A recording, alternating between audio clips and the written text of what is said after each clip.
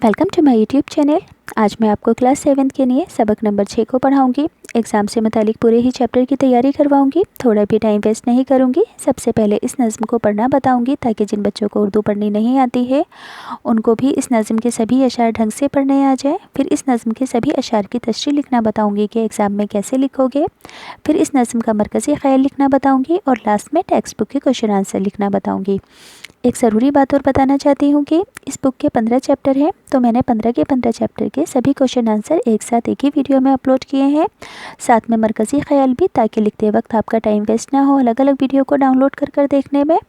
तो ये वीडियो आपको प्लेलिस्ट में मिल जाएगी और प्लेलिस्ट का लिंक डिस्क्रिप्शन बॉक्स में है। तो अब मैं आपको पहले इस नज़्म को पढ़कर बताती हूँ। नज़्म का नाम है तितली। नज़्म को लिखा है शौक़ कुदवाई ने। देखो, नज़्म के शायर का नाम याद रखना निहायत ज़रूरी है, क्योंकि एग्ज़ाम में जब नज़्म के अशार की तशरीह लिखने के लिए कहा जाएगा तो सयाक़ व सबाक़ में नज़्म के शायर का नाम लिखना होता है। इसलिए याद रहेगा कि नज़्म के शायर का नाम याद रखना ज़रूरी है, इसके मार्क्स मिलते हैं।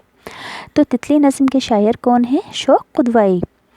पर खोल के तितलियों की परवाज़, पर जोड़ के बैठने का अंदाज़, इस फूल से उड़ के उस पे बैठे, रस ले के उड़े वे जिस पे बैठे, नाजुक नाजुक वे खुशनुमा पर उड़ती हुई पत्तियां हवा पर, वो नक्शो निगार और वो बूटे, पर उनके छुओ तो रंग छूटे, रंग उनमें बहुत मिले हुए हैं, पर क्या है चमन खिले हुए हैं, है रंग कई हर एक पर छोटा सा चमन है इनका हर पर, हर खाल है पर ये एक नगीना, सोने चांदी पे या है मीना। कुदरत देखो कि गुल चमन में गुलदस्ते हैं तितलियों के तन में, जो नक्शो निगार से है खाली वो भी दिल को लुभाने वाली, है रंग किसी का जर्द गहरा, इतना गहरा कि बस सुनहरा, कोई जिसके सफ़ेद है पर जैसे चांदी के साफ पत्र, ताऊसी सिंधली गुलाबी धानी कासी सिया आबी, पीले ऊदे ज़मरदी लाल, हर रंग के पर हैं बेखतो खाल, परवाज़ भी हुस्न है फबन भी, रंगत भी है हुस्न सादापन भी। नज़्म को किसने लिखा है? शौक़ कुदवाई ने। अब नज़्म के सभी अशार की तशरीह लिखना बता देती हूँ कि एग्ज़ाम में आप किस तरह से लिखोगे। देखो बच्चों, किसी भी नज़्म की तशरीह लिखने से पहले हमेशा सयाक़ व सबाक़ को लिखा जाता है, इसके मार्क्स मिलते हैं। तो सयाक़ व सबाक़ में क्या लिखोगे कि ये शेर नज़्म तितली से लिया गया है जिसे शौक़ कुदवाई ने लिखा है। सयाक़ व सबाक़ को लिखना मस्ट है, याद रखना। क्या लिखोगे कि ये शेर नज़्म तितली से लिया गया है जिसे शौक़ कुदवाई ने लिखा है। सयाक़ व सबाक़ लिखने के बाद ही तशरीह लिखी जाती है, पहले सयाक़ व सबाक़ लिखते हैं। तो पहला शेर पढ़कर बताती हूँ और इसकी तशरीह। पर खोल के तितलियों की परवाज़, पर छोड़ के बैठने का अंदाज़। तशरीह में लिखोगे, पहले शेर में शायर कह रहा है कि तितलियों का पर खोल कर उड़ने का, यहाँ पर लिखोगे, फिर जोड़कर बैठने का अंदाज़ अनोखा होता है। यहाँ फिर के बाद लिख देना फिर पर।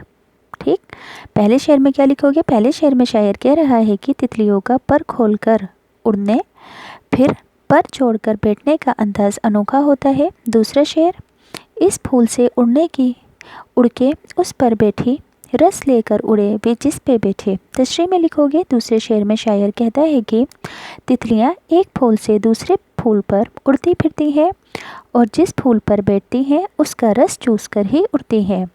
अगला शेर है, नाजुक नाजुक वे खुशनुमा पर उड़ती हुई पत्तियाँ हवा पर।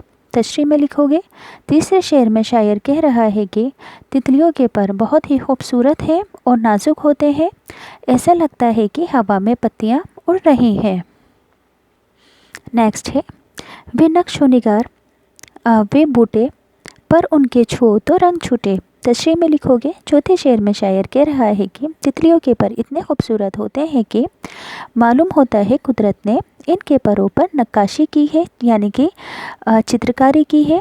अगर इनके पर छुओ तो रंग छूटकर उंगलियों पर लग जाता है।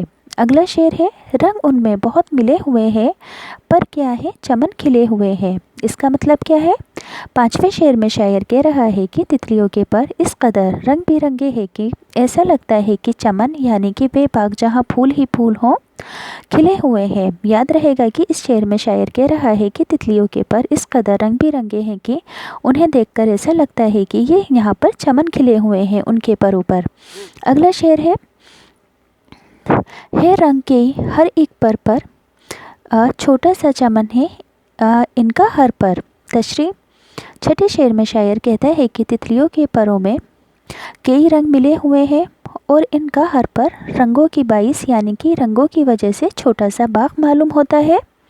اگلا شعر ہے ہر خال ہے پر یہ ایک نگینہ، سونا چاندی ہے یا ہے مینا۔ تشریح: ساتویں شعر میں شاعر کہہ رہا ہے کہ تتلیوں کے پروں پر ہر تل ایک نگینے کی طرح چمکتا ہے اور سونے چاندی پر مینا کیا ہوا معلوم ہوتا ہے۔ یاد رہے گا ساتویں شعر میں شاعر کہہ رہا ہے کہ تتلیوں کے پروں پر ہر تل ایک نگینے کی طرح چمکتا ہے اور دیکھنے میں ایسا لگتا ہے کہ سونے چاندی پر مینا کیا ہوا معلوم ہوتا ہے۔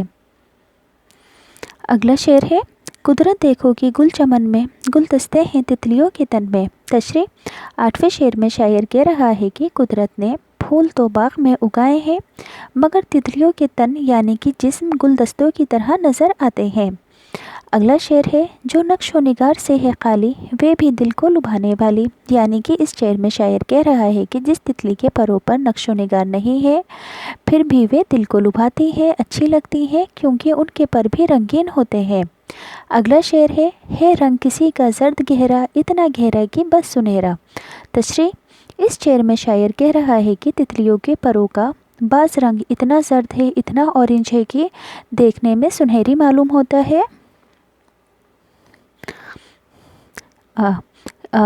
کوئی جس کے سفید ہیں پر جیسے چاندی کے صاف پدر۔ تشریح میں لکھو گے اس شعر میں شاعر کہہ رہا ہے کہ کسی تتلی کے پر اتنے سفید ہیں کہ چاندی کا پترا یا ٹکڑا معلوم ہوتا ہے۔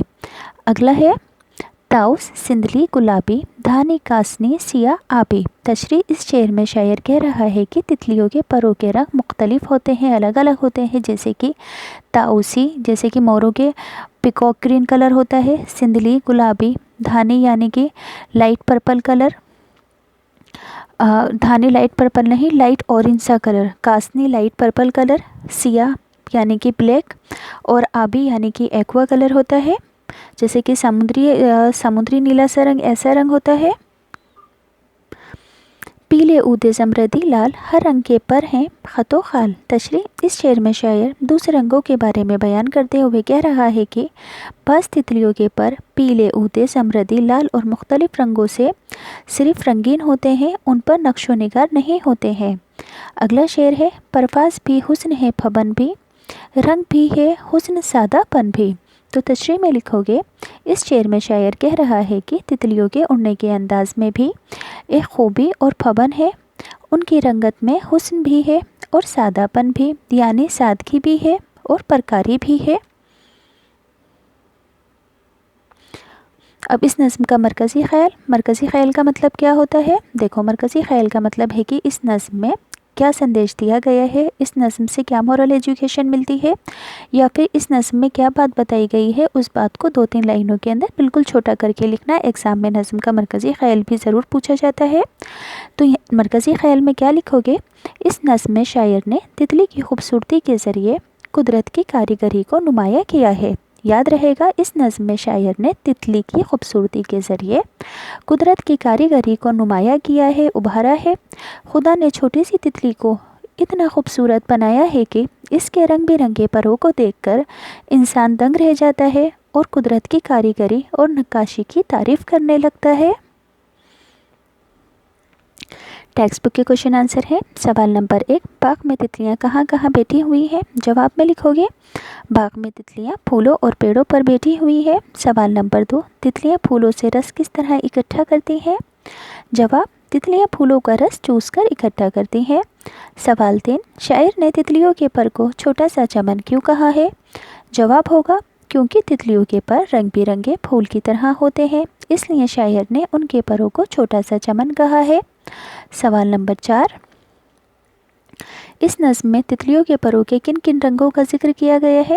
جواب، زرد، سفید، دھانی، کاسنی، سیاہ، آبی، گلابی، طاؤسی، پیلے، اودے، زمردی اور لال رنگ کے پروں کا ذکر کیا گیا ہے۔